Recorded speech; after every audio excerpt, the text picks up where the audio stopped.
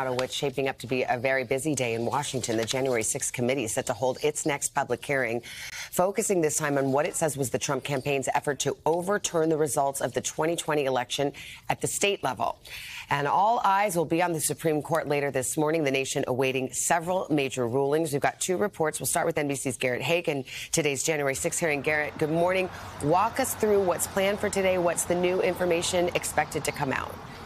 Well, Savannah, you could think of today's hearing as something like a prequel to the hearing we saw last Thursday, stepping back about a month in time and out into the states where the committee will say that the Trump campaign went looking for votes to try to find votes to overturn the election results or to find fake electors to simply come to Washington and lie about who had won in some of these states. Now, today's hearing will be focused specifically on Georgia and Arizona, two traditionally Republican states where it was Republican local elected officials who the committee will say stood up to this pressure campaign. And we'll hear from some of them today. Now, in Georgia, much of this was reported in real time, including that call from former President Trump to the Secretary of State, pressuring him to find votes. But the Arizona portion of this, less well covered. A lot of that's going to be new to a lot of viewers today.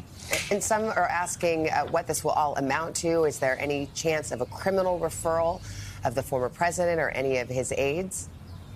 Well, the committee hasn't made a final decision on a criminal referral, but when you talk to these committee members or listen to their interviews, many of them do believe that former President Trump committed a crime, either in the effort to subvert the election results leading up to January 6th or for potentially inciting the attack on that day itself. That said, a criminal referral from the committee may not carry much weight, and one committee member said last week that he didn't want to insult the intelligence of the Department of Justice by simply walking an indictment down to their building and kind of laying it on the doorstep. Now, that said, the committee knows that prosecutors at both the federal and state levels are paying very close attention to these hearings. They want to present the best case possible, not just to the American people, but to those prosecutors who might be making those decisions in the future. Savannah? As you said, ultimately the DOJ's call there. Garrett, thank you. And of course, NBC News will bring you live coverage of today's hearing starting 1 o'clock Eastern on many of these stations and on NBC News Now.